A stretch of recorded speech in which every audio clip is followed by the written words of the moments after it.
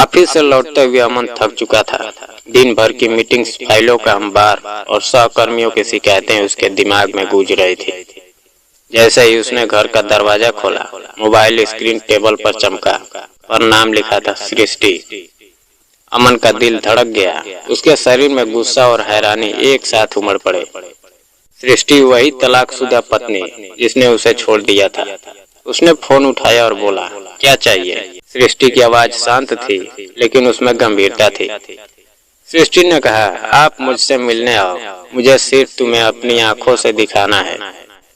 अमन ने झट से फोन काट दिया। दिल में हलचल थी, लेकिन वो खुद से कह रहा था, मुझे इससे कोई लेना देना नहीं, हमारा रिश्ता खत्म हो चुका है। लेकिन सुबह अमन ने खुद को रोक नहीं पाया। उसने दिल्ली की फ्लाइट बुक की और टैक्सी से सृष्टि के बताए पते पर गया। सामने एक शानदार 3 मंजिला इमारत थी, जिस पर लिखा था सृष्टि किचन। अमन अंदर गया। वहाँ औरतें व्यस्त थी, खाना पैक कर रही थी। तभी पीछे से सृष्टि की आवाज आई, ए, आ गए अमन, बैठो। अमन हैरान था। उसकी पत्नी ने एक सफल बिजनेस शुरू कर लिया था, लेकिन सृष्टि ने कहा, असली बात ऊपर है, चलो। अमन उसके पीछे पीछे ऊपर की मंजिल पर गया। दरवाजा खुला तो अमन की आंखें फटी की फटी रह गई।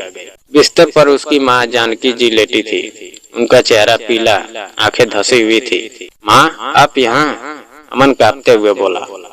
जानकी जी ने आंसू बहाते हुए कहा, बेटा, तेरा भाई मुझे घर से निकाल दिया, वृद्धाश्रम में छोड़ दिया। सृष्टि ने मेरी जान बचाई। अमन की आंखों में पछतावा और गुस्सा एक साथ उमड़ आया। उसने सृष्टि की ओर देखा। उसकी आंखों में दर्द भी था और मजबूती भी। सृष्टि ने धीरे से कहा, अमन, मैं चाहती थी कि तुम सच देखो, केवल वही नहीं जो तुम सोचते हो, बल्कि वो भी जो छुपा हुआ है। अमन ने सवाल भरी नजरों से देखा। सृष्टि ने एक अलमारी खोली। उसमें एक ढेर सारी फाइलें थी। ये सब आपके भाई के भ्रष्टाचार और धोखाधड़ी के सबूत है। उन्होंने माँ को सिर्फ संपत्ति से अलग करने के लिए सब किया। अब तुम खुद देखो। अमन ने फाइलें पढ़ी। आंखों के सामने सच था। भाई ने माँ की जमीन और संपत्ति पर कब्जा कर लिया था। बुजुर्ग माँ को परेशान किया, झूठे केस किए। अमन की सांसें तेज हो गई। उसके मन में गुस्सा उबल रहा था, लेकिन सृष्टि ने उसे रोका और बोली, अमन, अब कदम सोच समझ कर उठाना होगा। सिर्फ गुस्सा करके माँ की मदद नहीं होगी। मुझे भरोसा था कि तुम समझोगे। अमन ने गहरी सांस ली। तुमने मेरी माँ की मदद की और मैं हमेशा तुम्हारे खिलाफ रहा। मैं कैसे माफी मांगू? सृष्टि ने हल्की मुस्कान दी। माफी की जरूरत नहीं है, बस आपका साथ चाहिए। माँ सुरक्षित है, लेकिन अब न्याय की जरूरत है। अमन ने माँ को अपने हाथों में लिया। जानकी जी की आंखों में चमक लौट आई। 1 हफ्ते बाद अमन ने भाई के खिलाफ सबूतों के साथ कोर्ट में केस दर्ज किया। सृष्टि ने अमन का पूरा साथ दिया। जनता और मीडिया में भी सच सामने आया। अमन के भाई को संपत्ति और मान सम्मान सब खोना पड़ा, लेकिन कहानी का असली ट्विस्ट तब आया जब अमन की शादी के कुछ साल पहले की दोस्त रिया अचानक शहर में आई। अमन ने सोचा था कि उसने अपना दिल ठीक कर लिया है, लेकिन रिया ने कहा, तुमने कभी सृष्टि की अच्छाई को नहीं पहचाना। आज भी तुम उसे अपनी नजरों से नहीं देख रहे। अमन ने देखा सृष्टि अब भी अपने काम में व्यस्त थी, लेकिन उसके चेहरे पर आत्मविश्वास, करुणा और शक्ति की चमक थी।